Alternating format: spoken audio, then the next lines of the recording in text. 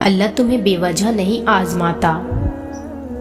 جو تم نے مانگا ہے دعاؤں میں، اس سے بڑھ کر نوازنے کے لیے آزماتا ہے۔ جو تم نے مانگا ہے اس چیز کے لیے تمہیں تیار کرنے کے لیے آزماتا ہے۔ اس کی ہر دیر میں مصلحت چھپی ہے۔ اسے پتہ ہے کہ تمہیں کب، کہاں، کیا عطا کرنا ہے۔ تم یقین رکھو، دعائیں کرتے رہو۔ صبر ایک بہت مشکل آزمائش کا نام ہے۔ زندگی کے اکثر مقام ایسے آتے ہیں جب انسان کہتا ہے کہ آخر کب تک، آخر میں ہی کیوں؟ اور بے شک یہ فطری طور پر ہوتا ہے، مگر ایک بات یاد رکھیں کہ آپ کی آزمائش جتنی مشکل ہوتی ہے اس کا اجر بھی اتنا ہی عظیم ہوگا۔ جس کو وہ اپنی جانب لینے کے فیصلے کر لیتا ہے، پھر اس کو اس کے نصیب کی ڈور میں الجھا دیتا ہے۔ جس کو اپنے قریب لانا ہو اسے وہ دنیا کے ہاتھوں توڑ کر خود سے جوڑ لیتا ہے، اور پھر جو اللہ سے جڑ جائے وہ بھلا کیسے معجزوں سے محروم رہ سکتا ہے۔ تمہارا ٹوٹنا عارضی ہے اور اس کی رحمت مستقل۔ وہ رحمان رب تمہیں بہترین طریقے سے سنوار دے گا۔ کچھ چیزیں نصیب میں نہیں ہوتی اور کچھ کو اللہ دعاؤں کا حصہ بنا کر نصیب سے جوڑ دیتا ہے۔ جو نصیب میں نہیں وہ بھی نصیب سے ہی ملتا ہے، لیکن وہ ملتی دعاؤں کے بعد ہی ہے۔ اس لیے اللہ دل دعاؤں میں لگا دیتا ہے تاکہ دعاؤں کے ذریعے آپ اپنے نصیب میں اپنی چاہت لکھوا لو۔ اللہ نے تو دینے سے انکار نہیں کیا، پھر تم کس شک میں مبتلا ہو؟ یقین رکھو اللہ پر۔ وہ دعا کا خیال لا سکتا ہے تو نصیب بھی اللہ نے ہی بدلنا ہے۔ صبر ہمیشہ بڑی بڑی آزمائشوں میں ہی نہیں بلکہ زندگی کی چھوٹی چھوٹی چیزوں میں بھی کرنا ہوتا ہے۔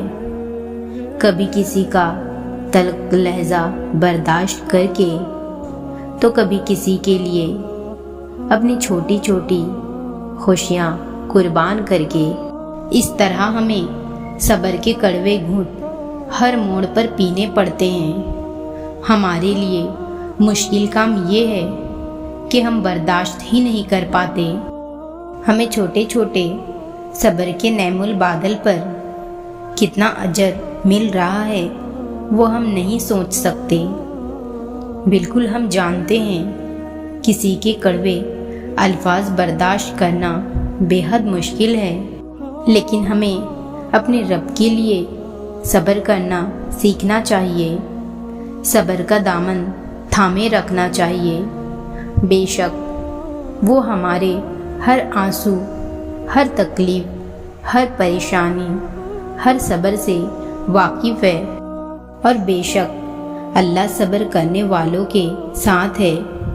یوں ہار ماننے سے نہیں ملا کرتی منزلیں، ان کے فاصلے دعاؤں کے ذریعے دور کیے جاتے ہیں۔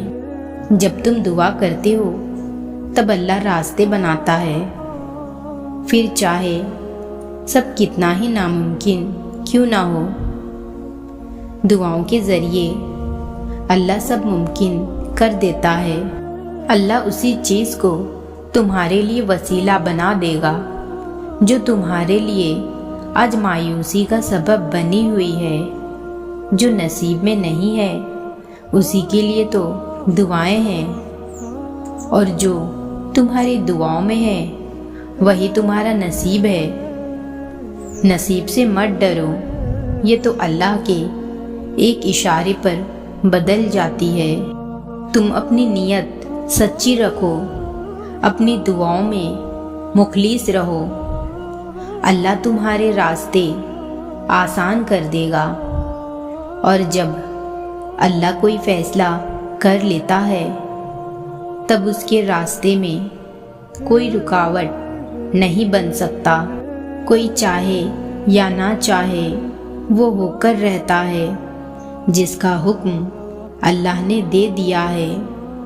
آج اگر تمہارے راستے میں کوئی رکاوٹ ہے تو یاد رکھو تمہارا اللہ القادر ہے، وہ نصیب واپس لکھ بھی سکتا ہے اور ہر ناممکن کو ممکن بھی کر سکتا ہے۔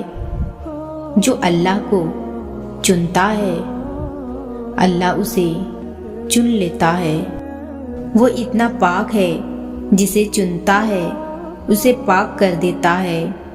عشق والوں کو وہ اپنی راہ میں قربان ہونے کے لیے چنتا ہے، محبت والوں کو اپنی رضا میں راضی رہنے کے لیے چنتا ہے، صبر والوں کو اپنی راہ میں آزمائش سے گزر کر پاک ہونے کے لیے چنتا ہے۔ وسوسے یقین کی کمی کی وجہ سے آتے ہیں۔ اگر تمہیں پختہ یقین ہوگا کہ اللہ دعا ضرور سنے گا اور تمہارے لیے معجزہ ضرور ہوگا تو پھر وسوسے تم سے جیت نہیں پائیں گے۔ یہ جو دعائیں تمہارے دل میں ہوتی ہیں نا، یہی ذریعہ ہوتی ہیں تمہیں اللہ کے بہت قریب کر دینے کا۔ ان دعاؤں کی وجہ سے ہی تم اللہ سے باتیں کرنا سیکھ جاتے ہو۔ جب اللہ دعائیں نہیں بدلتا تب وہ مقدر بدلنے کے لیے معجزے کرتا ہے۔ دعا کی توفیق بے شک اللہ ہی دیتا ہے، لیکن اس دعا میں تمہیں کیا مانگنا ہے اس کا فیصلہ اس نے تم پر چھوڑ دیا ہے۔ جتنے یقین سے تم دعائیں کرو گے اتنا ہی بہترین معجزہ اللہ بھی کرے گا۔ تو ان ممکن اور ناممکن کے وسوسوں سے باہر آ کر اللہ کو یقین سے منا لو۔